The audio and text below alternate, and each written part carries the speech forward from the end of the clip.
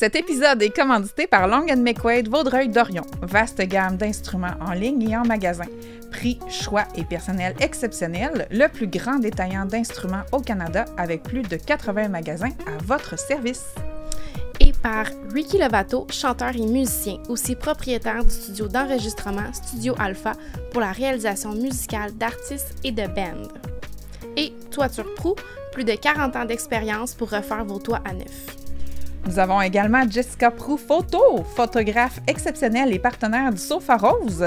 Et Catherine Lavoie, conseillère beauté et maquilleuse talentueuse pour vous mettre tout en beauté. C'est parti! C'est parti!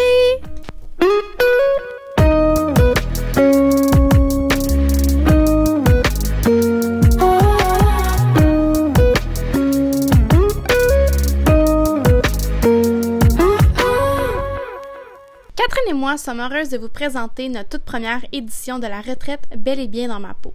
Le 20 avril 2024, vous pourrez passer une journée entre femmes dans laquelle nous recevrons Mélissa Laroche. Yoga, méditation, atelier sur les saisons intérieures du cycle féminin, soins de la peau, atelier sur le body positive et une introduction à la photothérapie sera au rendez-vous. C'est la journée idéale pour reconnecter avec ton corps, ton mental et pour en ressortir zen.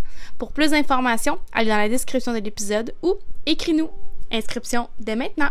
Bon épisode! Allô! Salut! Allô, Isabelle Marjorie! Salut! Allô! Donc, Enchantée sur le sofa rose! Enchantée. Bienvenue. Merci! Je suis contente d'être ici. Ben, merci d'avoir merci à accepté. toi. J'adore votre studio. Oui, Merci. Vraiment, on relaxe dès qu'on rentre. Là. Ah, c'est parfait! Vraiment. le Sofa Rose est confortable. Oui, c'est cool! Good.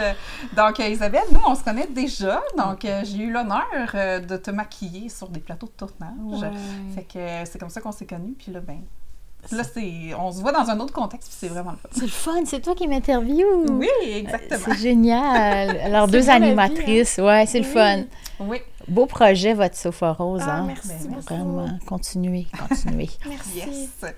Et là, c'est ça, on vient jaser de toi aujourd'hui. Donc, souvent, tu vas être animatrice. Toi, t'es reconnue, en fait, comme productrice, animatrice, chroniqueuse, auteure. Il n'y a pas grand-chose que tu n'as pas fait, finalement. Et là, c'est ça, on veut vraiment savoir qui toi t'es. Et on va creuser à travers plein de petites questions aujourd'hui. Fait que parle-nous donc de toi. Attends, là, je commence par quoi, là? J'ai D'abord, tes débuts dans la télé. OK. Ouais, ben simple. OK. Ben, j'ai vraiment un profil atypique complètement. Moi, je faisais du théâtre, je faisais de la radio étudiante à l'université, au cégep aussi, beaucoup de théâtre, ouais, pas mal. Puis, je savais pas en quoi m'en aller, en fait, pas du tout. Puis, dans ma famille, il y a comme une tradition un peu juridique, il y a des avocats, il y avait des huissiers, puis tout ça. Puis, je savais pas trop quoi faire. Puis, finalement, je suis allée étudier en droit, mais je me voyais pas vraiment pratiquer. Je me disais, bon, c'est une bonne culture générale, c'est une bonne base. Fait que j'ai fait toutes ces études-là, mais le besoin de communiquer puis de partager ma curiosité, c'est tellement fort, ma curiosité du monde puis ma curiosité de l'être humain, c'est tellement fort que finalement, j'étais toujours en train de revenir aux communications, aux médias. J'écrivais des articles ici et là, non professionnels, tu sais, rien de sérieux au début. Puis là, à un moment donné, j'étais dans une fête et j'ai rencontré un réalisateur qui travaillait à TQS. Ah, mais ça, j'ai pas dit ça en pré-entrevue parce que je trouve ça assez drôle. Lui, il me disait, je disais, j'aimerais ça faire de la télé, j'ai envoyé mes CV partout, j'aimerais ça communiquer, faire des reportages, puis tout ça, faire des entrevues avec les gens. Puis il me disait, ben essaye cet été, si tu veux, envoie ton CV à TQS. Il va sûrement y avoir besoin de remplaçants. Je dis, OK. Alors, j'ai commencé en faisant la météo. Ah, t'as été Miss Météo! Oui. À TQS! Oui, à TQS, imagine. T'as-tu Mais aimé tu sais, ça a été juste comme 8 fins de semaine, c'est des remplacements d'été. Mais c'était du direct. Fait que là, j'appelais Environnement Canada, je demandais, OK, qu'est-ce qui s'en vient? J'étais dans la salle de nouvelles, j'étais complètement perdue. Moi, je trouvais ça juste drôle puis le fun. Mais tu sais, faire du direct, là. C'est quelque Puis après, ils m'ont chose, dit, ah oui, quand tu viens de Ouais. commencer, veux-tu commenter aussi les feux d'artifice finalement en plus? Oui, d'accord, en tout cas. Fait que c'est comme ça que j'ai quoi fait. un commentaire de feu d'artifice? Oui. Ah! Vraiment, c'est ça, bleu, rouge. Alors. Mais écoute, je fallait que je décrive l'ambiance et les thématiques des feux d'artifice. Fait que c'est vraiment comme ça. Puis c'est assez drôle, en fait. J'avais comme oublié que c'était mes problèmes. Mais ça se fait ça encore, commentatrice de feux d'artifice? Hey, Je trouve ça excellent, pour vrai. Ben, je pense que oui, parce que chaque pays a ses thèmes, puis ils ont leurs techniques, il y a des ambiances, il y a la musique, tu sais, bon. Je sais pas trop ce que je disais, là, mais bon, c'est beau, là. Il y a sûrement des archives. C'est sûr que oui, il y a quelque chose Non, mais là-dessus. moi, je pense que j'en ai chez nous. Alors, puis après, ben, le petit journal qui est un bulletin d'information pour les jeunes, qui était aussi sur RDI, qui s'appelait le Bulletin des jeunes, et ils m'ont demandé si je voulais faire du reportage pour vulgariser l'actualité pour les jeunes. Comme j'avais étudié en droit, théâtre, c'est comme tout ce mélange-là, contenu, contenant. C'est vraiment ça, là, tu sais, qui m'a amené à rester donc, au petit journal pendant 3 années où je faisais des reportages. Puis je suis devenue animatrice de l'émission, le petit journal, pour la dernière année. Après, ça a été retiré des ondes, après TQS a disparu, mais tu sais, je suis rentrée dans le réseau de la télé. Mais j'ai eu des creux aussi, là, il y a des moments où il n'y avait rien. Là. Puis là, après ça, tu as animé une émission jeunesse, Air Force. Exactement, ben oui. Puis là, tu te promenais dans les écoles. Hein, avec c'était-tu une limousine? Exactement. Grosse ça. Limousine orange, c'est ça. C'est drôle parce que j'arrivais à l'audition pour Air Force, puis moi, dans ma tête, je m'étais dit, oh, là, j'ai fait de la télé, mais là, je vais faire d'autres choses, là. Je sais pas trop quoi, mais je vais faire l'audition quand même. Là, ils m'ont convoquée. Puis, je suis arrivée là tellement relax, sans attente. C'est spécial, hein? On dirait que c'est souvent là que ça marche. Mm-hmm. Puis là, je jassais, je faisais des entrevues avec les jeunes, puis j'étais comme, je m'en vais en vélo. Je pensais même plus le lendemain. Puis là, ils m'appellent me dire que je l'ai eu. Moi, ça a été un de mes plus gros contrats en télé, là. C'était une quotidienne pour les ados. Ouais. On était les Beatles du Québec, là, on rentrait dans les écoles, ça criait nos noms, aussi, il y a des autographes partout, on était dans le métro, je ne savais même pas capable de prendre le métro. Ça a été la grosse affaire, puis moi, j'étais là, je veux plus faire de télé, tu sais. Finalement, t'es rendue une personnalité publique. Ben, un peu, mais je suis pas dans les... Je suis pas une méga star, mais ça me dérange pas du tout, là, tu sais. J'aime ce que je fais de communiquer, puis... Je suis curieuse. Mais je m'en souviens, ça, de Air Force, la limousine, tu sais, de flash de l'émission, là. Tu t'en souviens, hein? Ouais, un peu. Ouais. C'était impressionnant parce qu'il y avait mis un vélo sur le toit de la limo, il y avait un snowboard, il y avait plein d'affaires sur le toit de la limo, tu sais. Puis, c'est le fun, un studio roulant. Tu sais, le concept est original. Ouais. Il n'y avait pas de pub à Vrac TV dans ce temps-là. Il n'y avait pas de pub, donc ça passait tout le temps des petits topos de 3 minutes et demie qui passaient à répétition. Fait que c'est pour ça qu'on était dans le quotidien des jeunes abondamment. C'est ça. Fait que, c'est ça. Hey, je pensais pas parler de Vrac ce matin. Aujourd'hui, j'aime ça, c'est le fun. Beau souvenir. Oui, c'est ça a été dans tes premiers contrats, parce que ça fait combien de temps, finalement, que tu fais de la télé? Ça doit faire 20 ans, 25 ans, là, tu sais. Donc, j'ai commencé, c'est ça, début vingtaine, à peu près mi-vingtaine, on va dire. Ouais. OK. Puis, tu sais, t'es souvent devant la caméra, mais est-ce que t'es souvent derrière aussi la caméra? Oui, j'en fais.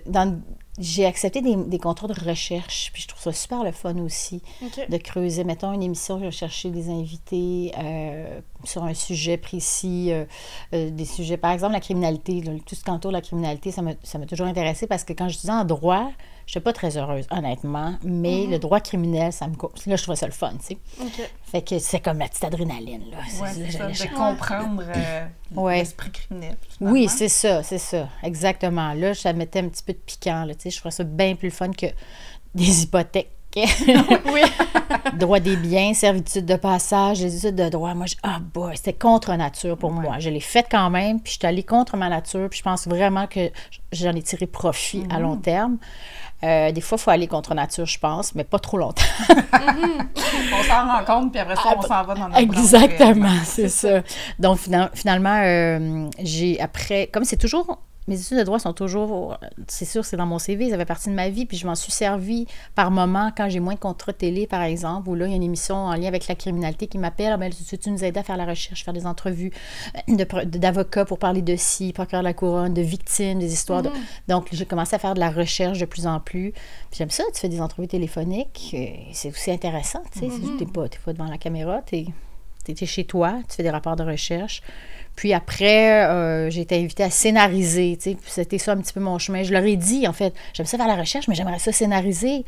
J'ai fait du théâtre, je suis capable de comprendre, de raconter une histoire. Donc là, j'ai commencé à faire un petit peu de contre-scénarisation. Fait que c'était un petit peu ça, de fil en aiguille, de rencontre en rencontre, en disant toujours, j'aimerais ça aller plus loin, j'aimerais ça essayer ça, en manifestant mon désir de changement, d'aller plus loin, que là, j'ai continué. C'est ça.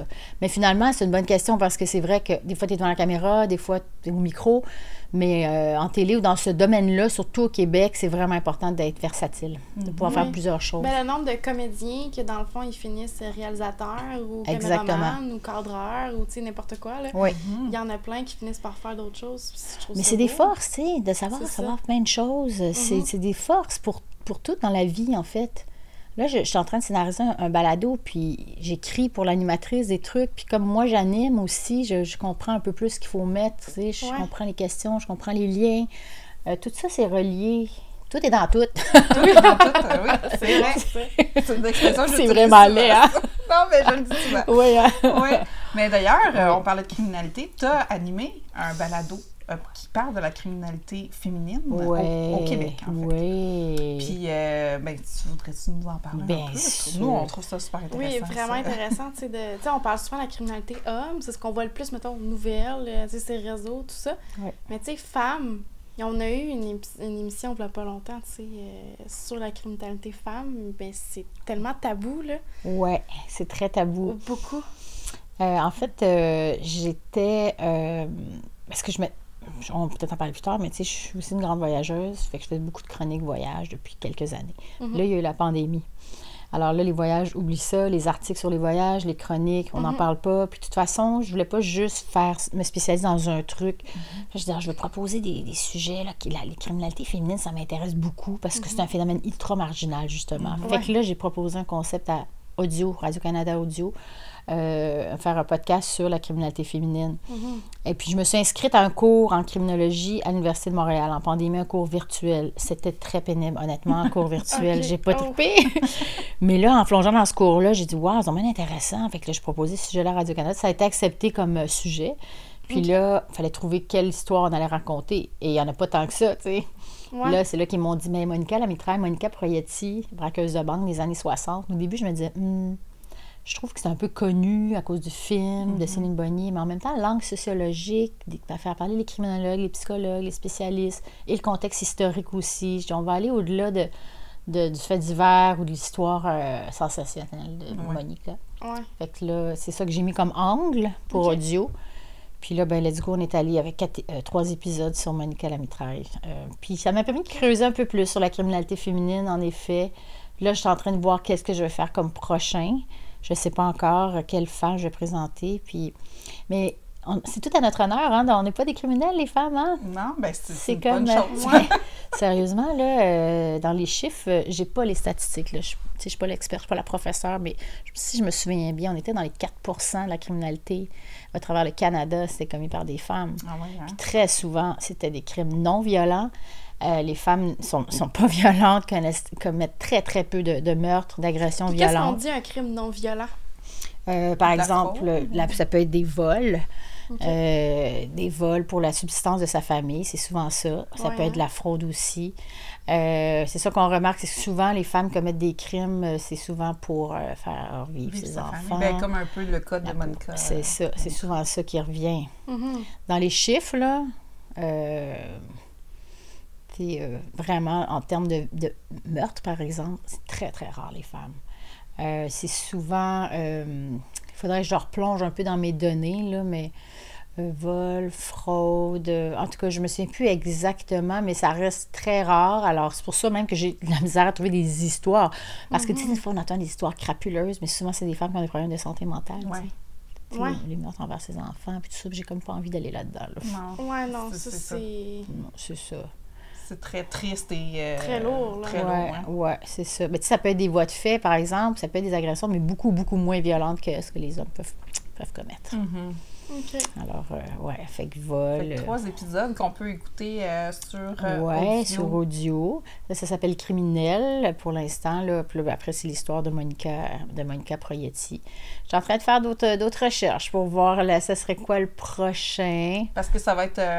tu vas pouvoir refaire d'autres épisodes. Ben, jusqu'à maintenant, oui, il y a un intérêt. C'est un balado qui a bien marché, mais il y a tellement de podcasts en ce moment en termes de criminalité aussi. Il y en a beaucoup. C'est très à la mode comme sujet, tout ça.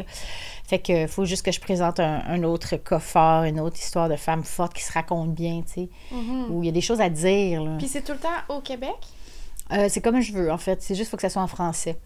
J'ai ça. trouvé une histoire intéressante qui s'est passée plus dans l'Ouest canadien. Fait que trouver des gens, des témoins, des victimes, des membres de la famille, des avocats qui ont travaillé sur ce dossier-là, ben c'était pas mal du monde en anglais, tu sais.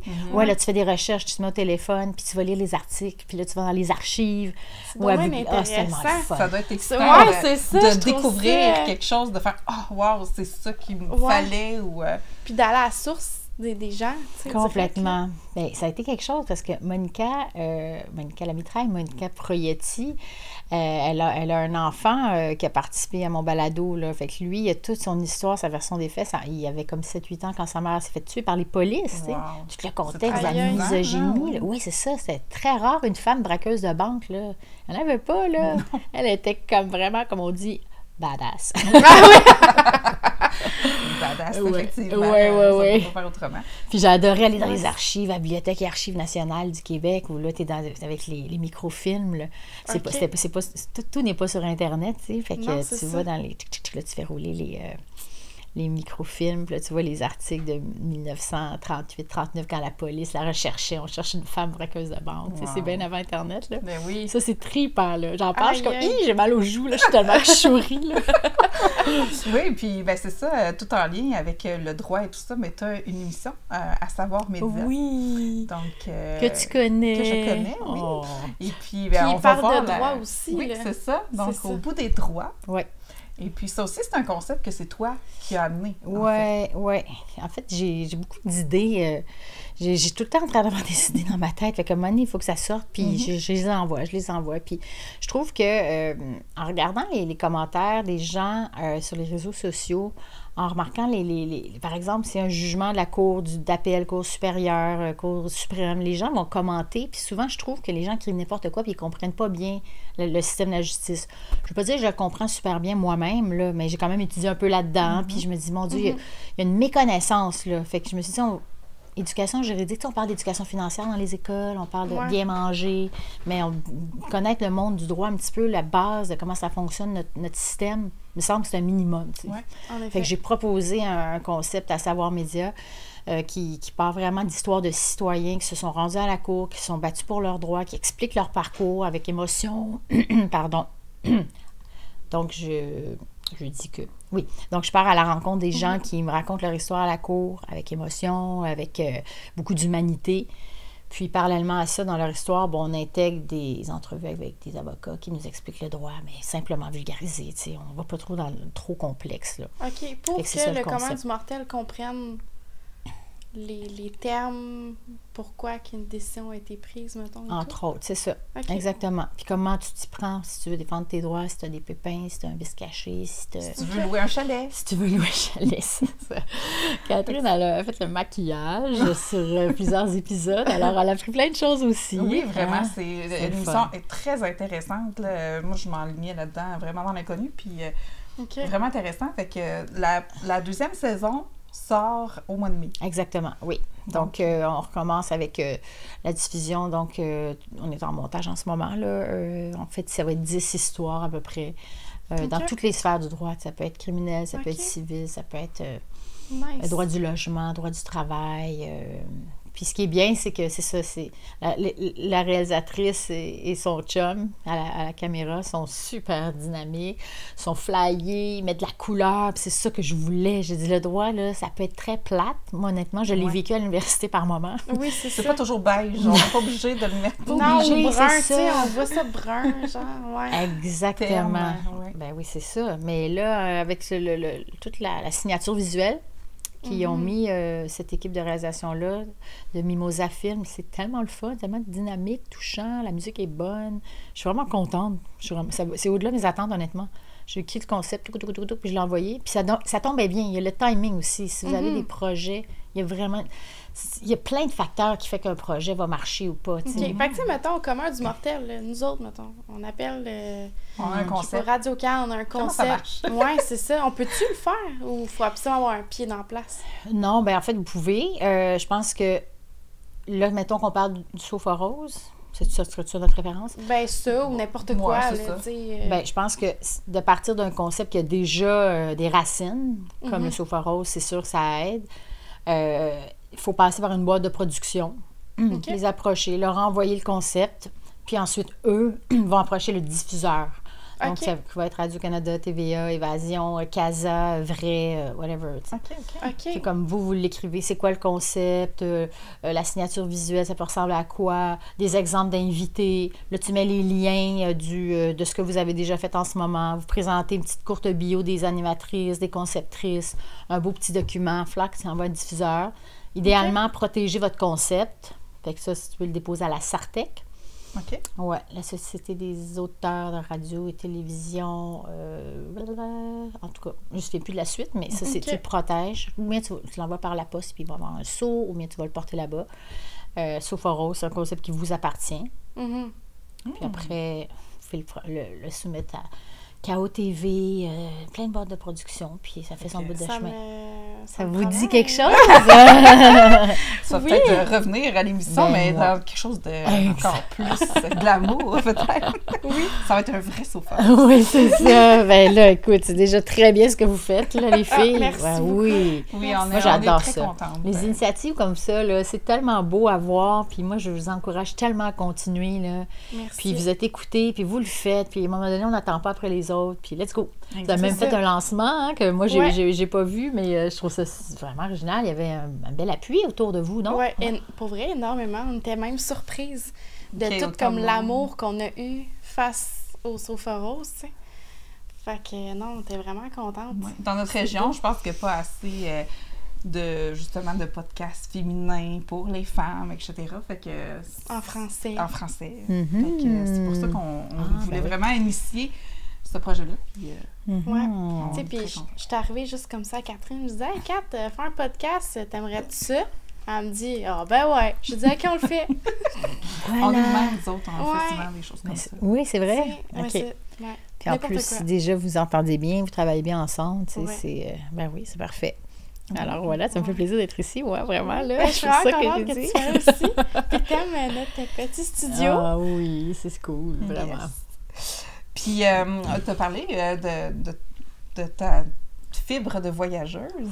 Et ça t'a amené aussi à faire des chroniques et tout ça. Fait que d'où est venue l'idée? Tu avais déjà voyagé avant, tu capotais là-dessus, tu t'es dit, bon, ben j'ai envie d'en parler. OK, c'est super intéressant comme question, vraiment pour moi aussi. Comment ça a commencé, ça? En fait, c'est ça. Très jeune, j'avais donc la piqûre des voyages. Ça va juste avec la curiosité, finalement. Puis la soif de vivre, le désir de sortir des sentiers battus, de mordre dans la vie. Bon, j'ai toujours été comme ça. Fait que là, avec mon copain, Nicolas, on a beaucoup voyagé sac à dos pendant comme 2-3 mois, là. Tu sais, des hôtels à 5 $ la nuit, là, tu sais, vraiment cheap, là. Moi, je voulais voyager le plus longtemps possible, l'été. C'était pas le confort du tout, là. C'était pas le plus cher. Non, même si ça coûte pas cher, même si c'est cheap, ça me dérange pas. Fait que je travaillais 2 mois, mettons, fort. Puis là, les 2 derniers mois, ça, c'est pendant mes études. Les 2 derniers mois, mettons, juillet, août, je voyageais. Mettons, mai, juin, j'ai fait ça pendant peut-être 3 étés. Avec Nico. Pack, sac, écoute les... Fait que là, j'ai écrit un livre, d'ailleurs, Voyage d'une vie, des récits de voyage. J'ai sorti un livre, oui. Je savais pas. Non, c'est Pack, sac, est-ce qu'on parle, mettons, vraiment à travers le monde au complet? Ben, tu sais, par exemple, le premier voyage qu'on a fait, je voulais juste pour vous dire comment j'étais dans ma vingtaine. Je voulais aller au bout du monde. C'est juste ça mon objectif. Fait que là, je voulais aller à la Terre de Feu, en bas du Chili puis Argentine, là, la pointe. OK. Fait que là, j'ai rencontré mon copain, j'ai dit, moi, j'y vais. vais, je suis décidée, je m'en vais là-bas tout ça, je m'en fous. Ben, puis là, il était comme, ah, ben OK, finalement, veux-tu venir avec moi? Là, il dit, OK, je vais venir, OK. Fait que finalement, il venait avec moi. Puis là, je réalisais que plus, c'est l'été ici, mais là-bas, c'est l'hiver. Fait que plus tu descends vers l'Amérique latine, au Chili, au Pérou, puis tout ça, plus tu descends à l'Argentine. Mais là, il faisait froid, là, tu sais, au mois de juin, juillet, où il faisait pas super beau. Oh my God, OK. Fait que là, j'ai fait, bon, ça me tente peut-être pas, là, d'aller là, parce qu'on gèle, puis il pleut tout le temps, tu sais. Ouais. Fait que je me suis pas rendue à Terre de Feu, mais on a fait un beau voyage de 2 mois au Pérou puis au Chili. Wow. Ouais, vraiment. Hey. Là, après, je continue mes études. Le voyage d'après, ça a été l'Europe de l'Est. Donc, on prenait un vol direct, mettons, je ne me souviens même plus, pour Bruxelles. Après le train, clac, qui nous amène en Europe de l'Est. On descend en Roumanie, en autobus, l'autobus de nuit, ultra inconfortable. Puis là, après, on passait un mois en Turquie, par exemple. Notre sac à dos. Là, on avait notre tente, notre sac de couchage. Donc, OK. je ne dis pas les mésaventures. Oui, Il faut lire mon livre. Ah, ben c'est sûr, là. Mais tu Puis nous l'été enverras d'après. le lien où est-ce qu'on peut le commander Ah. ou le trouver, ce livre-là. On va pouvoir le mettre dans la description. Avec plaisir. Ça s'appelle Voyage d'une vie. J'ai choisi 15 moments forts de ma vie, 15 façons de voyager qui sont très différentes les unes des autres. Sac à dos, voyage famille, parce qu'après, j'ai voyagé avec mes enfants. Voyage femme qui voyage seule. Après, voyager, apprendre une langue à l'étranger. J'étais allée faire une école de langue à un moment donné en Équateur. Je suis allée m'inscrire dans un club où là, j'habitais dans une famille, puis j'apprenais l'espagnol à Quito. Mais tu sais, du cheap voyage. Là. Donc, c'est ça. Fait que cette passion-là m'a toujours habitée. Puis à un moment donné, je faisais le petit journal et puis il y a quelqu'un de Des Kiwis et des Hommes qui était l'émission de Francis Reddy et Boucardio. Il m'a dit, tu viens de faire une chronique voyage sur ton séjour je pense en Afrique, parce que j'ai fait de la coopération en Afrique. OK. 4 mois, 4-5 mois. Je sais que je suis un peu étourdissante, désolée. Est-ce que vous êtes Non, étourdie? non, je vois tes paroles. moi Moi que aussi, je j'en mange, là. J'adore ça. Non, mais je suis dure à suivre un peu. Mais alors, le dénominateur commun, c'est je mords dans la vie. C'est ça que je fais. Puis j'écoute, je suis têtue Mais un ça peu. te Là, je suis pas à ma transparaît, tête. c'est Ah, OK, parfait. Fait que là, j'ai fait une chronique à Des Kiwis et des Hommes avec Francis Reddy puis Boucardio pour parler de... Je pense que c'était l'Afrique ou différents pays. Puis après, petit à petit, ils m'ont invité à reparler de d'autres destinations. J'ai fait comme une dizaine de chroniques l'été. Donc là, je suis rentrée, c'est toujours ça, là, je suis rentrée dans le réseau. Elle a fait des chroniques sur les voyages. Là, après, une autre émission m'a invitée, une autre émission. OK. Ensuite, je suis devenue C'est beaucoup chroniqueur. du bouche à l'oreille, dans le fond. C'est ça, une fois que tu commences à en faire, t'es dedans. Oui, c'est ça. Puis là, tu te fais connaître pour ça. Ouais, exactement. Fait que là, pendant comme 10-12 ans, j'ai fait de la chronique voyage puis des articles. Mais je gagnais pas ma vie. C'est pas très payant, honnêtement. Je peux pas gagner ma vie à faire ça de temps en temps, une petite chronique puis un Tu n'es article. pas grassement tu sais. payé pour aller voyager, pour ramener des... Non. des idées. Mais après, je me faisais inviter dans des voyages de presse qu'on appelle les groupes de journalistes on se fait inviter, mettons, par telle compagnie qui veut nous montrer son pays. Comme je me suis fait inviter par l'Office du tourisme du Japon. Tu sais. Oh, wow. Parti 8 jours au Japon. Puis après, j'écris un article. Mais pendant la semaine où tu voyages, tu n'as pas de salaire, tu sais. Non, c'est Fait que j'avais beau faire 6-7 voyages de presse. Ça, c'est les dernières années, 4-5 dernières années, je fais des voyages de presse. Puis je faisais inviter, puis j'avais avec des groupes de... Sauf que là, tu te fais tenir par la main, ils te montrent tout, c'est beau, là, T'es pas tu libre, voyages là. gratuitement, mais t'es Ouais. pas libre. Fait que là, tu suis, t'es comme un petit peu... Un voyage sur le temps, organisé. là. Ouais, c'est ça. OK. Mais ça te donne la belle matière, c'est un voyage gratuit, ça te donne la matière pour écrire des articles, faire des chroniques. Fait que ça, j'ai fait ça pendant quelques temps. Mais c'est ça, fait que c'est comme ça. C'est en vivant des propres expériences à moi. J'ai pas commencé à voyager pour faire de la chronique. Non. C'était vraiment une passion pour moi, découvrir les cultures du monde. Là, on m'a invité. Cette passion-là, je l'ai transmise. Fait que là, je pense qu'après, ça a senti que j'étais vraiment une vraie voyageuse dans le profond de moi. Là. Ben, je pense Ok. que c'est ça qui te décrit bien, dans le fond, c'est que tu vis des choses, tu vis des expériences, puis tu as envie de partager ça Ouais. avec les autres. C'est Fait que ça. C'est de la curiosité, mais de la grande générosité de vouloir toujours Ouais, partager je ça pense que avec les c'est autres. ça. Ouais. Ouais, t'as raison. Ouais, je pense que c'est ça.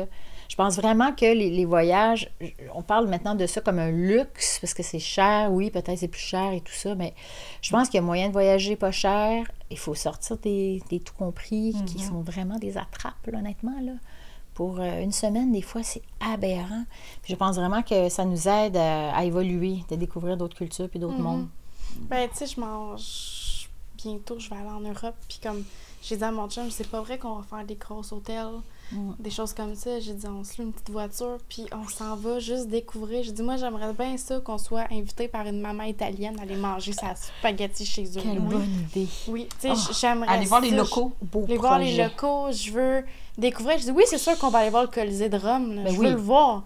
Oui. Mais ça va être la minorité de notre voyage, ça va être d'être dans le monde où est-ce que tout le monde va tout voir la même chose et mettre des photos de la même chose sur Internet. Mettons, oui, c'est ça. Exactement. C'est ça.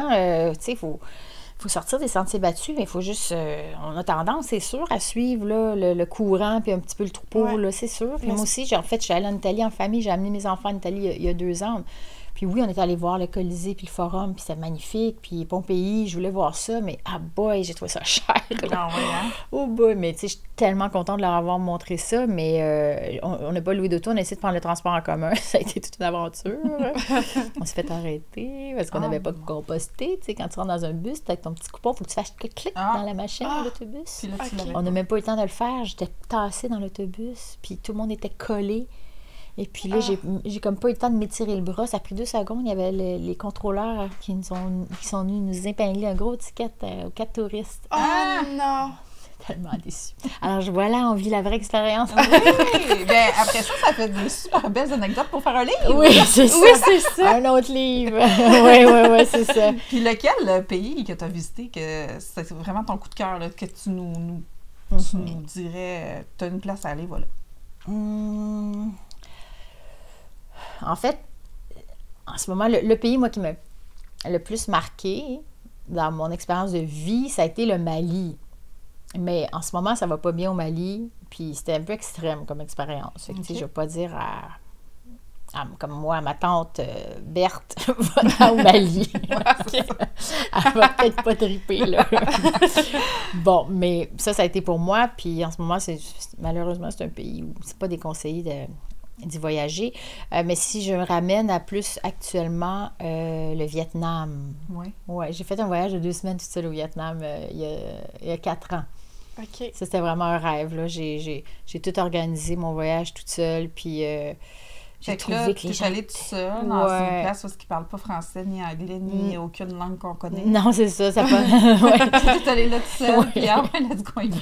Puis même si j'ai beaucoup voyagé, ça m'arrive encore d'avoir des fois des chocs culturels. Là. J'imagine. Par exemple, je n'étais pas capable de traverser la rue.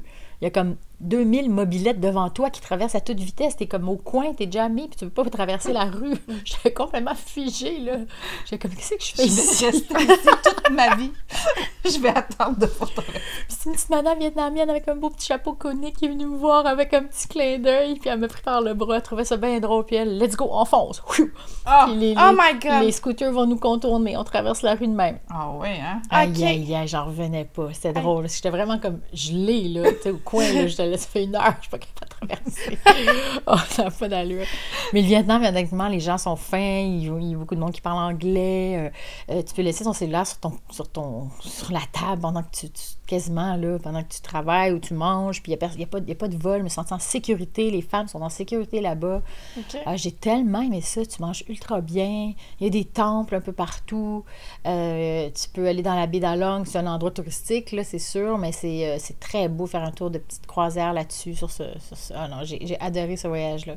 Mais quand je suis arrivée la première nuit, parce que j'ai quand même des jeunes enfants, tu sais, quand je l'ai fait il y a 5 ans, là, puis je me souviens, je suis rentrée dans ma chambre d'hôtel, puis j'ai fait comme, qu'est-ce que je fais ici, là? C'est fou, parce que même si j'ai fait comme 40 pays, c'est juste que je disais, ouais, Kéza, tu viens chercher quelque chose, là.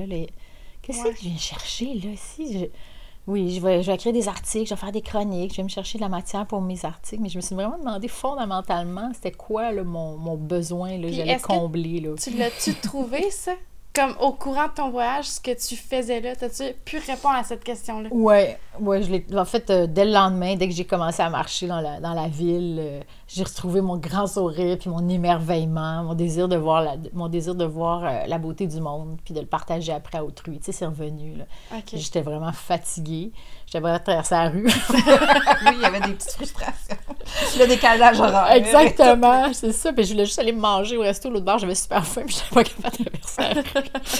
Oh, mais non, oui, après, c'est ça. C'est toujours ça. C'est on a juste une vie, la planète est belle, il y a plein de gens qui vivent différemment de nous, des femmes de notre âge qui sont juste ailleurs, ils ont une autre vie différente, mais ils ont peut-être les mêmes réalités, les mêmes enjeux. Tu sais, c'est tout ça, c'est la curiosité du monde qui m'allume. J'adore le Québec, j'adore le Canada, mais j'ai vraiment envie de voir ce qui se passe ailleurs. Ouais, pour grandir, là, pour m'enrichir, Oui, là, honnêtement, c'est ça. C'est tellement différent quand on va ailleurs. Ouais. C'est des architectures qu'on connaît pas, des gens qui sont totalement différents de nous pour la plupart. Tu sais. Oui. Fait que c'est spécial. Là. Complètement, oui. Ouais, le ça, voyage, sur la même là. planète, puis ça va vite, Ouais. la vie, là, honnêtement, là. Oui, c'est ça. On sait pas quand la santé va nous lâcher, là. Ça serait où, là, ta prochaine destination que tu voudrais? Fais-tu un voyage de prévu bientôt? Là, je voyage un petit peu moins parce que, justement, j'ai moins pris cette spécialité-là de chroniqueur voyage puis journaliste voyage. Je l'ai comme un peu mis de côté avec la pandémie. Puis là, je fais plus du contenu, balado, séries télé. Là, je travaille sur un autre projet criminel. Fait que je voyage moins. Autrement, c'est sûr que là, bon, mes enfants, ils ont 13 et 17. Puis j'ai vraiment le goût de les amener aussi en Asie, Vietnam, Laos, Cambodge, Thaïlande. Thaïlande, il y a beaucoup, beaucoup de très touristique, mais il y a plein de petits coins. J'ai envie de découvrir l'Asie avec eux. Ouais, j'ai vraiment envie de les amener. Mais là, j'avoue qu'à 4, ça fait cher. Oui, hein? Oui, c'est Là, ça. je pense pas qu'ils vont triper des fois que je les amène dans mes hôtels un peu boboches. Ouais, Mais en même temps, tu sais, c'est ça, c'est la vie. C'est de l'expérience. Tu sais, c'est une expérience spéciale. Ils vont manger quand même, ils vont dormir complètement, c'est ça. Je pense, c'est ça. Ça j'y tenais, puis on l'a pas fait. On a fait l'Italie une fois, mais sinon avec eux, là, j'ai vraiment envie de les amener faire un grand voyage, mais comme moi, j'aimais les faire ou comme j'aime les faire. Là, les sortir de leur zone de confort. Oui. J'aimerais ça faire ça. Être invitée là, chez une maman asiatique. Là, j'aimerais ça. Faire là. ses petits pains et ces petits trucs. Là. Je suis allée visiter justement un couple vietnamien, je pense qu'il avait comme 97 ans. Tu sais. Oh, wow. C'était fou. Wow. Puis ils dormaient sur leur lit, c'est comme pas vraiment un lit. C'est dans le salon, c'est une grande planche qui est comme une table, parce qu'ils dorment sur du dur, puis c'est bon pour la santé, pour les os. Il y avait à peine un petit matelas.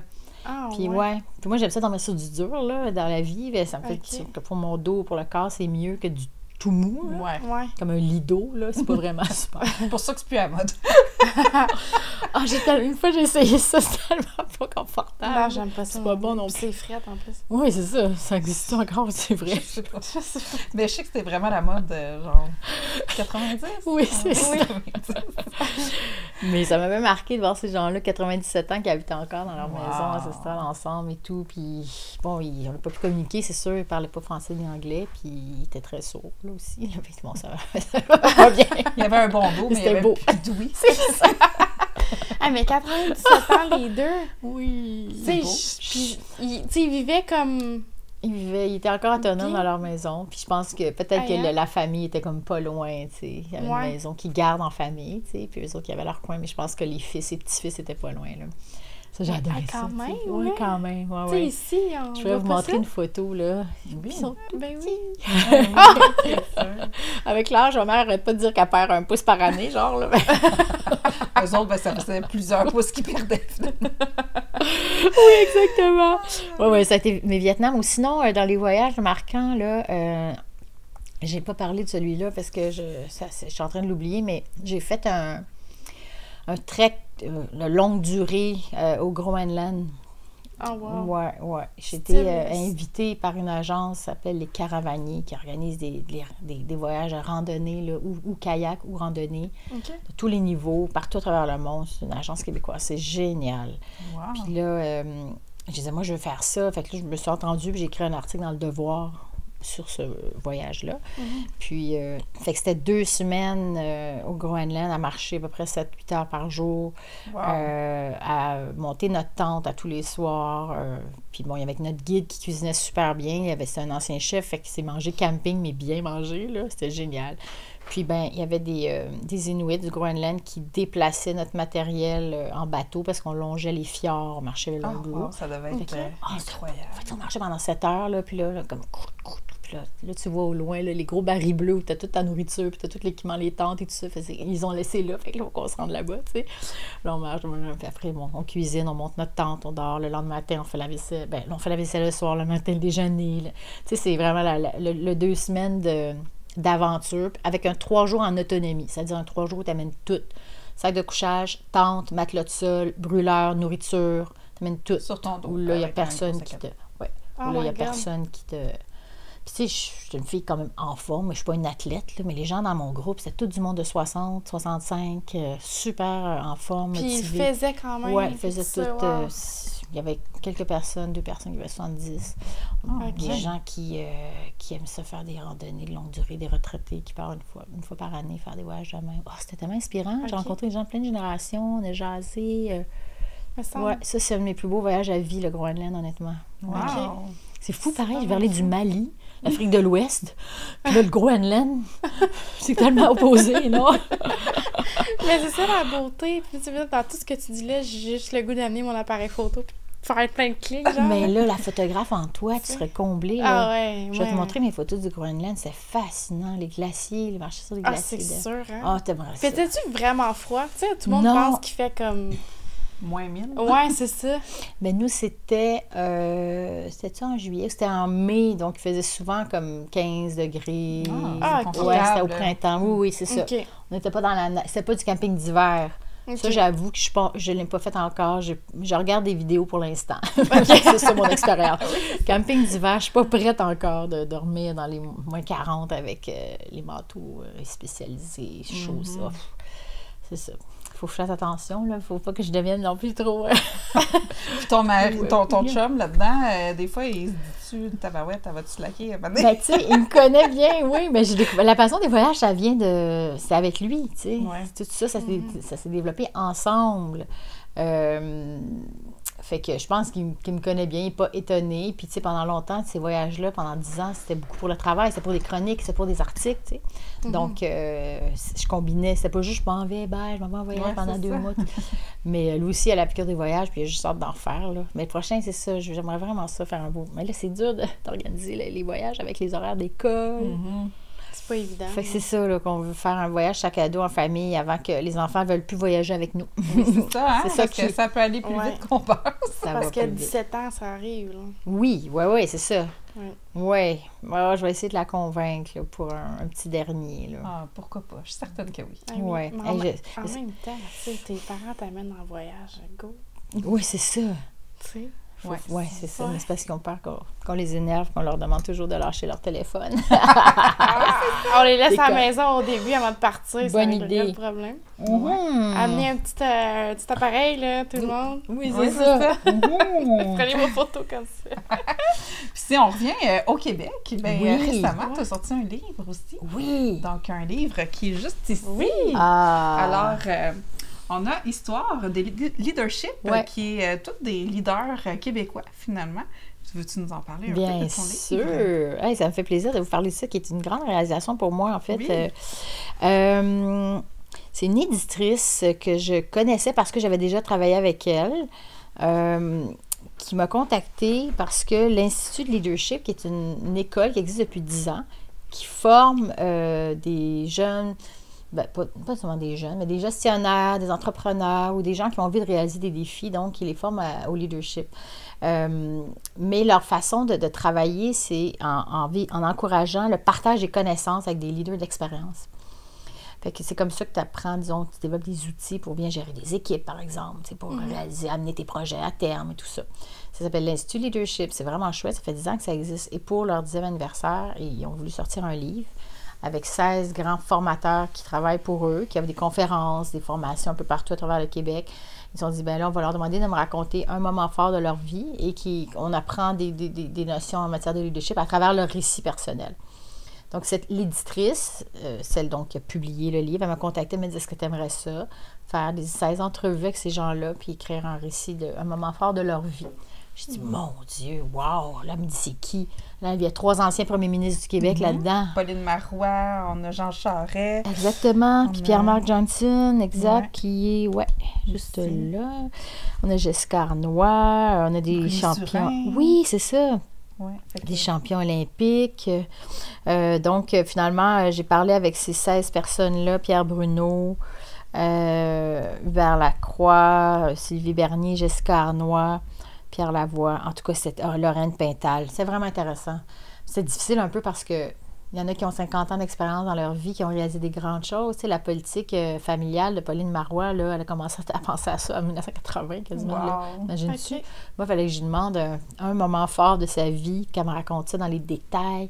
Fait que, tu sais, c'est comme, ils peuvent tellement raconter des choses. Il y a beaucoup de name dropping, comme on dit aussi, des souvenirs, des noms de comités, des noms de ministères. Je suis comme, wow, OK, il faut que j'écrive comme, mettons, à peu près une quinzaine de pages par personne, tu sais.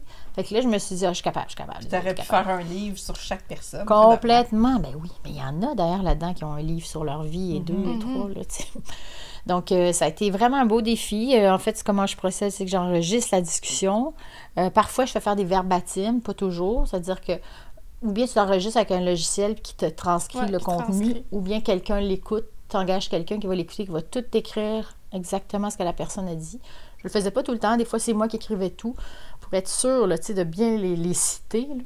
Puis après, ben, je racontais leur histoire avec des petits conseils de leadership à travers ça. Fait que ça, c'est un de mes récents défis. Honnêtement, je me suis isolée dans les bibliothèques. Vraiment, je suis devenue comme un rat de bibliothèque. La bibliothèque de mon quartier, là, c'est comme mort le jour, un peu un chat. J'étais comme toute seule, avec plein de monde, toute tranquille. Là. Puis là, je suis devenue... J'ai trouvé ça dur, là, le fait d'être isolée à ce point-là pendant plusieurs mois. Je suis sociable, j'aime ça, rencontrer des gens. Ça m'a fait du bien. Encore une fois, je suis sortie un peu de ma zone de confort. D'être dans les bibliothèques à ce point-là, de me couper d'Internet, de me concentrer pour écrire. Puis après, parce que là, tu avais un délai, j'imagine, pour écrire oui. Puis je l'envoie à mon éditrice, elle qui me corrige aussi. Ça, qu'est-ce que tu veux dire? Elle me le renvoie, je le retravaille. Ensuite, on l'envoie à l'Institut de leadership, qui est l'école qui a commandé ce livre-là. Eux, ils font leurs commentaires. Puis après, je le renvoie. Ça peut être à Pierre Bruno, à Jean Charest, qui le relisent. Puis après, qui vont l'approuver, qui vont dire, on peut-tu changer ça? Il me semble que ça, c'est pas ça, tout à fait. C'est vraiment un gros projet, un beau défi que j'ai relevé. J'étais vraiment contente. Oui. Puis est-ce que tu le referais ça ou tu fais comme ça, c'est une histoire d'une vie? C'était là? Puis... Écoute... C'est une bonne question parce que après, quand c'est fini, c'est toujours la même quand t'es dans des gros projets. Oui. T'es comme, je suis tannée, là. Non, là, je fais plus ça, c'est fini. Là. Oui, mon chum aussi dit, là, genre, je te reconnais plus, qu'est-ce que tu fais, là? Je suis toute couettée, en mou tout le temps, dans un rat de bibliothèque complètement, là, genre, parlez-moi pas. Puis là, après coup, je suis comme, je t'aboute. Puis après quelques mois, t'es comme, ouais, peut-être que je l'en ferai finalement. Fait que s'il y a un tome 2, c'est comme un accouchement, finalement. C'est la même affaire. Non, je ferai plus jamais ça de ma vie. Finalement, t'as ton bébé dans les bras, puis oui, j'en veux un autre. Exactement. Mais c'est tellement ça. C'est exactement ça. C'est un accouchement. C'est le parallèle parfait, parce qu'il est peut-être question qu'il y ait un tome 2. Parce qu'eux, ils ont beaucoup de formateurs. Il y en a plein d'autres qui ont plein d'affaires à raconter dans d'autres sphères. Fait que j'y ai repensé, j'ai fait « Oh wow, je l'offrirais ». Puis je me dis, pourquoi pas le refaire? Parce qu'il faut jamais oublier qu'à chaque fois que tu as une expérience de vie, elle te sert pour autre chose. C'est des acquis. Tout ce que tu fais dans la vie, ça va te servir pour autre chose. Fait que ça serait dommage, c'est une autre opportunité d'aller en avant, d'en faire d'autres, ben let's go, tu sais. Ouais. Je me dis, mais ça serait un peu niaiseux, là. Je veux pas... Ben, c'est la même chose que l'accouchement. T'as accouché la première fois, t'as appris des affaires, non? Après, tu vas faire un deuxième. Peut-être que je vais apprendre des affaires. Je vais pouvoir appliquer mes apprentissages, tu sais. Il faut jamais, jamais oublier que tout ce qu'on fait comme expérience, comme ce que vous faites en ce moment, vous êtes déjà meilleur qu'hier, puis vous êtes encore, tu sais, demain, vous êtes encore meilleur. C'est sûr. Alors... voilà, s'il y a d'autres opportunités, je veux dire, OK, d'accord. Je vais le faire. Oui, dans le fond, aux opportunités, parce que souvent, c'est ça, ça va nous ouvrir des portes qu'on s'imagine même pas. C'est souvent ça qu'on fait aussi, là. C'est ça. On se dit oui à nos projets tout le temps, puis let's go, on sait pas des fois comment que ça va se faire, mais on va finir ça arrive à quelque chose. On prend le temps quand même d'y penser, tu sais. On dit pas oui à tout, là. Je veux dire, à notre âge, on a quand même une expérience de vie, une certaine maturité. Puis peut-être si on a 17-18 ans, on dit oui, mais on fait des erreurs, puis on apprend de ça, tu sais. Mais je trouve que, tu sais, comme vous avez quand même l'expérience professionnelle ou de vie, là, tu sais. Fait que je pense qu'on est plus outillés pour prendre des bonnes décisions. Ouais. Puis il y a une entrevue avec une de ces personnalités-là. Ça prenait combien de temps environ? Écoute, c'est parce que c'est des grandes vedettes. Hein? C'est ça? Alors, j'avais 1 heure à peu près. Une heure? Oui, j'avais 1 heure. Wow. Puis, quand même, hein? mais des fois, comme Pierre-Marc Johnson, ancien premier ministre du Québec, il a eu, je te donne un exemple, il a vraiment une énorme contribution en matière d'environnement au Canada. C'est incroyable. Son histoire en matière de développement durable, de changement de politique de loi, c'était compliqué, je trouvais. Là. Fait que, il a fallu que je le rappelle, que je lui écrive. Par exemple, Jean Charest aussi, j'ai demandé, j'ai besoin d'une certaine précision, je veux bien faire. Est-ce que c'est vraiment ça, comme ça que c'est passé? Donc, c'est ça. Quelques reprises, peut-être 5 personnes que j'ai rappelées une deuxième fois pour reparler peut-être un petit 30 minutes pour valider. Puis les autres sont contents parce qu'ils sentent que... c'est ça, tu veux bien faire les choses. Ouais, c'est ça.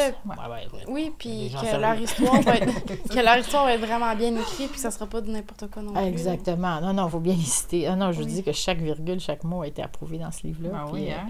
Mais j'ai rencontré des gens très humains, beaucoup plus humains puis généreux que dans certains cas, peut-être des fois, on a des idées préconçues parce qu'on connaît la personnalité publique ou politique, qui a l'air plus raide, un peu, peut-être plus froide. Mais en privé, c'était complètement différent, tu sais. J'ai vu l'être humain derrière ces 16 personnes-là. Kim Thuy est adorable, mais Caroline qui a de l'énergie, cette femme-là. Oh, ça serait le fun de l'inviter, en tout cas. Ah oui, hein? Ben, tu feras parler pour nous. Exactement, parce que des femmes leaders là-dedans, il y en a, là. Oui, c'est ça. Ah, puis Je suis en train de le lire, aime d'ailleurs. ça, c'est motivant. Ouais, c'est vrai, tu es en train de le lire. Mais c'est ton livre, en fait. Oui, c'est mon livre qui m'a été dédicacé. J'étais très contente. Oh oui, tant mieux. Jessica Arnois, qui me suit. Lorraine Pintal, carrément, qui a relevé le TNM. Des femmes leaders, c'est impressionnant, là, parce que là-dedans, dans ce livre-là, Histoire de leadership, il y a pas mal de femmes qui ont brisé le plafond de verre, disons. Il n'y en avait pas beaucoup de femmes avant elles qui ont pu frayer leur chemin. Fait que, si on parle de femmes, là, c'est ça le sujet du balado aussi, j'ai remarqué que les femmes dans ce livre-là, des femmes surtout un peu plus âgées, il y avait du mal à se confier au niveau de leurs émotions.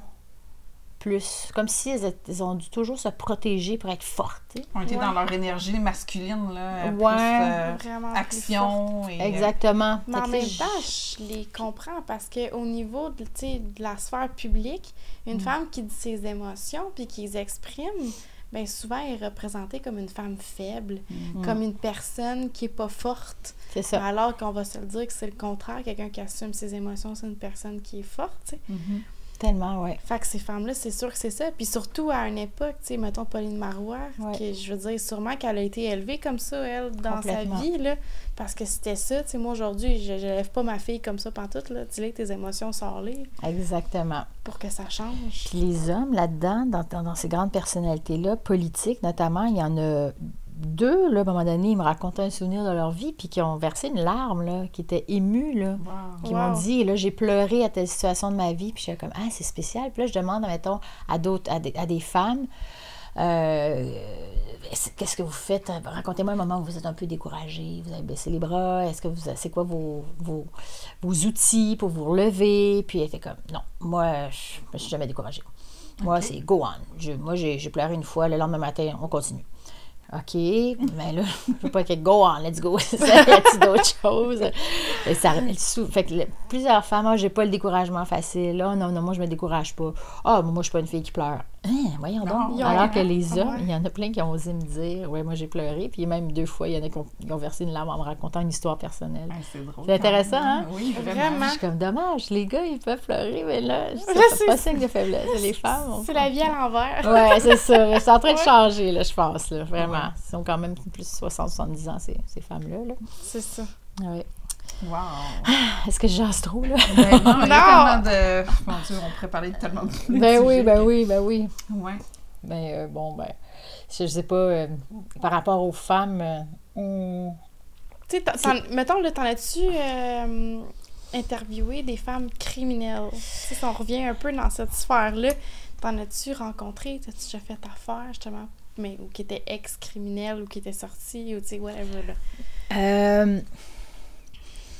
J'ai, à un moment donné, après mes études de droit, j'ai fait un stage à la Société Elizabeth Fry. Ça, c'est comme une maison de transition qui va accueillir les femmes qui ont été détenues?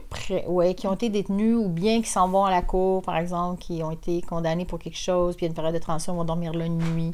C'est vraiment bien ce qu'ils font. C'est pour les femmes criminalisées, là. OK.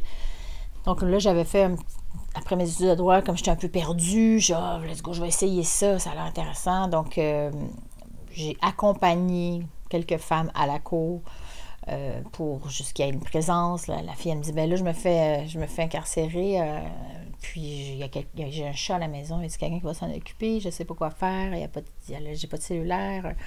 Fait que, tu sais, j'aurais comme donné un petit coup de main. Ce que j'ai rencontré comme femme criminelle, moi, c'était plus des femmes qui avaient connu des vols ou de la consommation de drogue, de la vente de drogue, des choses comme ça. Encore une fois, c'est de la criminalité de subsistance. Mm-hmm. C'est ça que j'ai rencontré comme femme. J'ai pas rencontré des... Mais ça en dit long quand même, hein, que... Il y a peut-être un manque de support pour une certaine catégorie. Tu sais, justement, il y a de la pauvreté au Québec. Puis souvent, c'est ça qui va entraîner la criminalité, j'ai l'impression. Ouais. Fait que c'est triste d'un sens de voler ou commettre un crime pour pouvoir subvenir aux besoins. Nourrir tes enfants. Nourrir tes enfants, tout ça. Ah oui, c'est ça. C'est assez triste. Ouais. Mais règle générale, là, moi, ma prof de criminalité féminine, elle me disait les femmes ne commettent pas de crimes. Là. C'est pas dans notre... Pas dans notre nature. Non. C'est fou pareil, hein? Ouais, fait que si le monde serait plus roulé par des femmes, il y aurait peut-être plus de couleurs dans la société. Ben oui. Plus de roses. Plus de roses, c'est ça. Oui. Non, mais moi, ça m'interpelle beaucoup, toutes ces questions-là en ce moment, la vague des féminicides, ça me renverse. Il y en a eu un à côté de chez nous, pas loin d'ici. Oh non. Puis ça fait 2 semaines, à Vaudreuil. Puis c'est comme, mon Dieu. Mais tu sais, ça me renverse parce qu'ils essaient de mettre en place des ressources pour les femmes. Si tu te sens en danger, voici le numéro de téléphone, tu peux aller dans tel endroit, telle ressource, quel centre, contacte un proche, il y a des numéros de téléphone. Mais les ressources pour les hommes qui sont violents, où est-ce qu'elles sont? Il n'y en a pas assez. Non, pourquoi? Encore une fois, on veut aider les victimes, mais c'est là que le focus est là-dessus. Il faut essayer de comprendre pourquoi il y en a autant. Il y a comme un petit... quelque chose qui se fait pas plutôt que de guérir. Ben oui, complètement. Pourquoi il y en a autant? Puis pourquoi pas plus de ressources pour les hommes violents? En tout cas, je ne suis pas la première qui le dit, mais ça, c'est vraiment quelque chose qu'il faut qu'il se développe davantage. Puis comprendre pourquoi il y en a autant. C'est quoi? C'est le déclencheur. C'est quoi ça m'interpelle vraiment. Là. Ça serait un bon sujet d'émission future, ça. Oui. Oui, vraiment. Oui, Isabelle, elle ne dormira pas de la nuit cette nuit. Non, c'est ça. Oui, je me plonge là-dedans régulièrement dans ma tête. J'essaie de comprendre, mais je suis sûre qu'il y en a déjà qui sont là-dessus, là, puis je ne suis pas la seule, mais tu sais, quand est-ce que j'ai vu une émission... j'ai vu une émission de télé où c'était le générique. C'était là-dessus, c'était sur... qui racontait des crimes comme envers les femmes. Puis à la fin du générique, c'était écrit, ou même dans des articles, par exemple dans la presse, à la fin, c'est écrit « Si vous craignez pour votre sécurité, votre santé, voici les ressources. » Mais alors, mettez donc une autre ressource. Si vous sentez que vous perdez le contrôle et vous êtes un homme violent, whatever, voici les ressources. Il faudrait que ce soit écrit ici. Ouais. Vous savez, ces comportements-là, appelés... Ben oui! Parce que, clairement, c'est du malheur, là. Je veux dire, les gens sont malheureux quand ils agissent comme ça. C'est sûr qu'ils sont malheureux. À la base, il y a quelque chose qu'on peut aller travailler. Ben oui, complètement. Ça va en venir à... Puis tu sais, on jasait aussi tantôt, hors podcast, des femmes qui font de la violence conjugale. Ben tu sais, il y en a aussi. Puis d'amener... Oui, il y en a aussi. D'amener des ressources pour que ces femmes-là se fassent aider, même chose. Oui. Tu sais, qu'il y ait un soutien psychologique, parce que c'est vraiment important, ça aussi, parce qu'il y en a beaucoup, puis c'est tellement caché. Exactement. Non, c'est vrai qu'il y en a aussi. Oui, c'est vrai. Oui, c'est vrai, parce que les hommes vont avoir tendance à dénoncer quand c'est leur femme qui ben, tu sais, mon chum, il me disait qu'il y avait beaucoup de personnes dans son entourage, ou entourage loin, là, tu sais, d'hommes qui ont déjà confié, parce que, je veux dire, il est dans le public énormément, fait qu'il y a tout le temps du monde qui y parle, mais de gens que leurs femmes les battaient, puis qu'ils n'allaient pas rien faire, parce que, je veux dire, c'est leur femme, ils vont pas toucher à une femme, mais ils se font sacrer des claques, ils se font pousser dans le mur, toutes sortes de situations comme ça, que c'est comme, hey, wow, là. T'as raison, c'est vrai. Puis ils vont pas vouloir porter plainte. Non. Mais je viens d'avoir un flash par rapport à la criminalité féminine. Oui. J'ai eu un projet il y a 2 ans, ça s'appelle Voleurs en série, c'est sur Crave, ça a été sur Bell Media, Novo aussi. C'est 6 épisodes sur des grands vols en série qu'il y a eu au Québec. Okay. Puis là-dedans, il y avait un couple qui commettaient des vols de coffres-forts dans les maisons. Vraiment un couple très habile et qui vivait très bien grâce à ça. Et souvent, dans la criminalité féminine, il y a un effet d'entraînement. Il y a la notion de couple qui est là. Ça, c'est un élément qui revient souvent. Ouais. Fait que la femme, elle l'entraîne, que le mari. Ouais. OK. Mm-hmm. Ben, ça m'a fait penser à ça, que l'idée de couple était très forte dans la criminalité féminine. Ou bien tu le fais pour tes enfants, ou bien c'est parce que tu as été entraîné, puis ou bien tu fais partie de la gang, mais de boys, tu sais. OK. Ouais. Mais dans Voleurs en série, donc c'était un couple qui... ben en fait, je pense que c'est dans votre coin. C'est à... ben oui, c'est dans votre coin. Ils ont fait à peu près 130 vols dans les maisons, en coupant les systèmes d'alarme, en rentrant dans les maisons, puis en ouvrant les coffres-forts. Ah ouais? Les gens, surtout l'hiver, parce que les gens sont en vacances, les gens qui sont aisés assez, les maisons sont vides. Fait que c'est pas des gens pas intelligents qui font ça. Non, mais c'est pas pour rien. Quand on appelle le crime organisé, c'est parce qu'ils sont organisés en tête. Oui, c'est ça, c'est ça. Ah ouais, mais en tout cas, ces deux-là étaient... Voyons, j'ai comme un blanc de mémoire, Saint-Lazare, voilà. Ben oui. Puis ici aussi, ils en ont fait, je pense, près 120, 130. Puis c'était quand... ils ont été arrêtés, donc on a tout compris l'enquête avec l'entrevue avec l'enquêteur. C'était super intéressant, vraiment, comment ils ont réussi à les attraper, c'était quelque chose. C'est comme le Bonnie and Clyde. Exactement. Comme ça qu'on les appelait, c'est ça. Exactement. Puis, finalement, ils ont été incarcérés, ont fait un peu de prison, sont sortis de prison, puis là, maintenant, ils ont un gym. Ah oui! C'est bon! Aujourd'hui, ils ont un gym. Ah ben, OK. Quand même. Oui. Fait que c'est quelque chose de récent. Ben, ça me dit quelque chose, tu me dis ça, puis... Mais... Ouais, c'est que ça, c'est une histoire incroyable. Autrement, dans cette série-là, Voleurs en série, on avait... une fille seule qui faisait... Ouais, c'est ça, qui faisait aussi des vols dans les maisons. Ça, c'était bien spécial. On ne comprenait pas trop pourquoi elle faisait... Ouais, c'est ça, c'est genre de... Mais elle, c'était pas pour subsistance ou peu importe, là. C'était vraiment juste pour vivre dans le gros luxe. C'est ça, exactement, vendre des trucs, puis... Mais effectivement, c'est quand même un phénomène assez rare qui mérite d'être creusé, puis j'espère que je vais en faire un autre. Oui. C'est un cours que j'ai adoré, un cours à l'Université de Montréal, là, spécifique sur la question. Non, s'il vous plaît, c'est ça. Oh my God, j'ai trouvé ça plate, là, des cours. Ben, en même temps, c'est pratique, c'est sûr, quand tu as des enfants, là. Mais oui. T'écoutes ton cours en faisant du souper quasiment, là, mais bon, non, c'est tellement mis en personne, hein? Comme là, en ce moment, là. Oui. On se parle en personne, on se regarde dans les yeux. Puis on connecte. Exactement.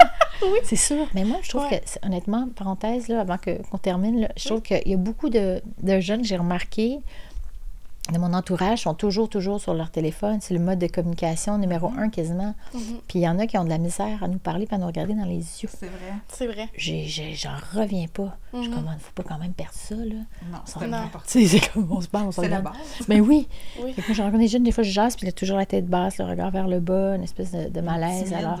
Puis c'est peut-être aussi suite de la pandémie, on ne sait pas, là. On n'a pas mesuré les impacts encore de ce 2 ans-là et demi, de 3 ans. Les jeunes qui ne pouvaient plus aller à l'école, qui écoutaient leurs profs sur Zoom, sont au primaire, au secondaire, ça commence une vie sociale difficile. Non, c'est vrai, c'est ça. On connaît puis pas encore ils l'ont vu impacts. aussi, les enfants qui sont arrivés à l'école, puis qui avaient comme vécu pas vraiment d'école, qui n'ont pas vu personne pendant 2 ans de temps. Fait qu'eux, ils ont grandi sans même voir la famille. Fait qu'ils sont arrivés à l'école, puis sont extrêmement individualistes, là. C'est fou quand même. Hein? Ouais. C'est vrai, tu as raison que ces 2-3 ans-là sont déterminants pour certaines personnes. Là. C'est sûr. Pour les jeunes à cet âge-là. J'ai vécu ça adulte, fait que c'est sûr qu'il va avoir eu peut-être une répercussion, mais beaucoup moins grande que quelqu'un qui commence dans la vie. Exactement. Puis là, ben, j'ai envie, moi, de te demander, c'est quoi ton prochain projet, toi, qui est un électron libre, comme t'aimes t'appeler? Donc, c'est quoi, là, la prochaine affaire? Tu t'en vas-tu astronaute? Il y a rien qui va te surprendre, hein? Maintenant, on peut aller en semi dans les airs. Oui, le tourisme spatial. Oui, c'est ça. Oui, je vais un article. Je vais me faire inviter. Quelle bonne idée! Oh my God! Ben là, c'est ça, parce que je suis une passionnée du Québec aussi, vous le savez, de tout ce qui se fait en plein air au Québec. Donc là, pour le moment, encore cet été, je fais des chroniques au 98.5 sur Découvrir le Québec. J'en faisais 1 ou 2 par semaine. Parce que j'ai coécrit 2 autres livres. Je n'en ai pas parlé. Ça s'appelle, c'est pas grave, mais ça s'appelle Tester et approuver le Québec en plus de 100 expériences extraordinaires. Mais là, on est 6 ou 7 journalistes, voyageuses, blogueuses dans le tome 2. Puis dans le tome 1, on était plusieurs, on était plus nombreuses. On était combien? 14, je pense. Donc, c'est 100 expériences incroyables donc, pour découvrir notre belle province dans différentes régions. Donc, une couple d'années que je me promène à travers le Québec pour découvrir les nouvelles initiatives. Ça peut être les hébergements insolites, ça peut être l'escalade à telle place, la Via Ferrata. Il y a tellement d'initiatives. Ça peut être l'agrotourisme au Québec aussi, les nouveaux producteurs de vin. Donc, c'est ça, j'ai travaillé sur ces livres-là. Fait que je suis toujours passionnée de ce qui se fait ici au Québec. Donc, l'été, souvent, je fais des chroniques voyages. Ou sinon, moi, je suis vraiment dans un tempérament où je ne sais pas trop ce qui m'attend, en fait, dans quelques mois. Je suis comme ça. Là, je travaille sur un balado que je scénarise pour Radio-Canada, qui va se terminer bientôt. Je fais la recherche pour une autre série en lien avec la criminalité. Ça, c'est un projet qui s'en vient. Je suis comme pas mal occupée, en fait, jusqu'à mai-juin. Mais moi, j'ai pas de stabilité d'emploi. Je travaille autonome. Mais vous autres aussi. Ben oui, c'est ça, même chose. Est-ce que ça vous insécurise un peu, vous, ou bien vous êtes comme habitué à ça? Ça vous donne de la drive? Ça me donne le goût de continuer. Oui? Vraiment de continuer, puis c'est un peu des deux, parce que moi, c'est ma première année complète que je viens de faire, l'année totalement autonome. Fait que c'est ma première hiver. Tu sais qu'en photographie, je veux pas, c'est un petit peu plus bas. Ouais. Fait que... T'étais-tu déstabilisée un peu au début? Un petit peu, c'est honnêtement, normal, c'est ben ça. Oui. C'était déstabilisant, mais mon chum, que ça fait longtemps qu'il est travailleur autonome aussi. Ah oui? Ouais, ben il est musicien, dans le fond. Ah oui, OK. C'est ça. Fait que lui, il m'a dit, Jess, on est ensemble, on est 2, ça va bien aller, inquiète-toi pas, si jamais il y a de quoi, je suis là. Mais finalement, là, je suis encore très correcte. Ça va, là. C'est cool, tu vois, Ouais, bravo. c'est ça, merci. Tu as eu le guts, tu vois, puis il y a la liberté qui va avec ça qui est le fun. Hein? Oui. C'est aussi, là. Oui, moi, ça fait 4 ans là, que je suis à mon compte. Au mois de mars, donc 4 ans, puis je ne reviendrai pas en arrière. Non, donc, tu vois, ça vous permet de faire des projets comme ça, là. Exactement. Des projets comme votre balado. Vous êtes des filles créatives, c'est ça, là. C'est ça. D'avoir un job 9 à 5, là, ben, on serait pas ici, assis en ce moment. Exactement. Sur le sofa rose, là. C'est ça. T'sais. Ah non, écoute, le sofa rose n'existerait pas. Non. On l'aime, je le flatte en ce moment. Le bonheur. Oui, vraiment. Oui. Okay. Donc, je ne sais pas ce qui s'en vient.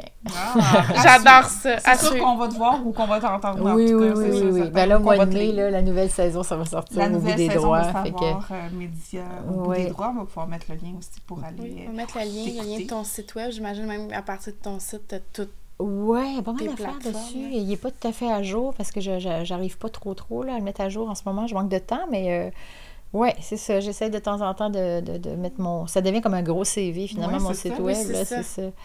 Mais merci beaucoup de m'avoir reçu. Merci à toi d'être venue. C'est tellement le fun. Oui, t'as aimé ça? Ben oui, vous êtes bonnes, les filles. Là, nous, tu sais, on sait que t'es habituée là, de faire des entrevues, ouais. Fait que là, on avait un petit peu de pression. Non, vous faites bien ça. Puis vous complétez super bien les deux. Il y a une belle énergie. Vous savez mettre la personne à l'aise, c'est relax. J'espère que les gens vont apprendre des choses et juste écouter leur cœur. C'est ça mon mantra. Ben, merci d'avoir fait la route pour venir nous voir. Oui. Parfait. Ça m'a fait plaisir de sortir de mon... Ça fait du bien, hein, de mon patelin urbain. Oui, c'est ça. Continuez, les filles. Ben, merci. Merci beaucoup.